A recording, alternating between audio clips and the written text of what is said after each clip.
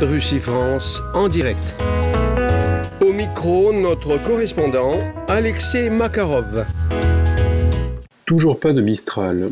Alors que des rumeurs d'éventuelles demandes de dédommagement circulent depuis la fin de la semaine dernière, si les bateaux de type Mistral ne sont pas livrés à la Russie d'ici la fin du mois de novembre, le gouvernement campe sur sa position de ne pas vouloir livrer ces bâtiments commandés par la Russie. Selon les officiels français, les conditions de la remise du premier navire ne sont pas réunies et la livraison prévue pour le mois de novembre n'est pas possible. Pour les Nazériens, c'est une situation inexplicable. Selon le porte-parole et l'un des responsables du mouvement Mistral gagnant, Jean-Claude Blanchard, il n'est pas seulement question de l'économie française et nazérienne, mais également d'une question d'image internationale de la France. Selon lui, un contrat reste un contrat et la Russie est tout à fait en droit de demander un dédommagement.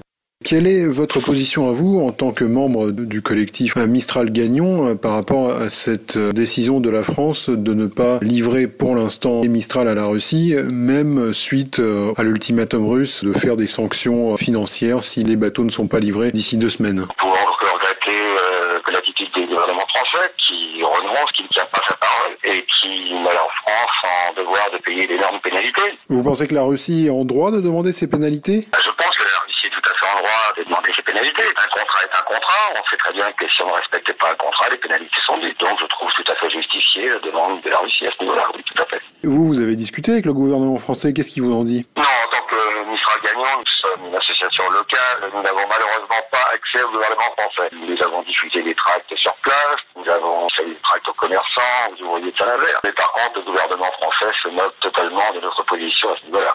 Comment est-ce que vous comprenez leur position? Alors, ils disent qu'il n'y a pas les conditions nécessaires pour la livraison des Mistral à la Russie. Moi, ce que j'en pense, est-ce que nous pensons beaucoup à Saint-Nazaire, c'est que la décision du gouvernement français est due aux pressions de Washington, de M. Obama et de l'OTAN. Le reste de la politique internationale, à la rigueur, beaucoup de pays ne respectent pas certaines règles de conduite.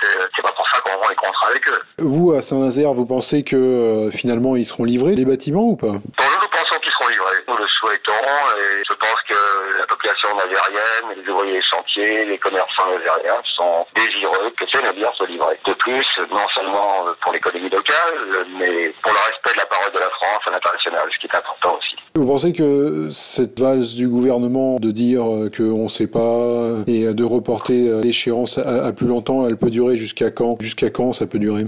Franchement, nous n'avons aucune idée là-dessus. Ce gouvernement ne tient pas ses promesses. Ce gouvernement est ultra minoritaire dans l'opinion des Français. Et je répète encore une fois, nous avons vraiment l'impression ici que ce gouvernement se couche devant les pressions de Washington. Et quel impact ça aura sur Saint-Nazaire, voilà, si les chantiers sont bloqués, si jamais ces commandes ne sont pas honorées finalement? Le Vladivostok est en passe d'être livré, donc il est complètement terminé. Il reste le Sébastopol qui est en cale sèche. Il devait être mis en eau, je ne sais pas s'il a été mis. Donc ça peut encore influer sur 300 ou 400 personnes qui travaillent encore sur le Sébastopol. Plus les sous-traitants, plus l'économie nazérienne qui en profite aussi. Russie-France en direct.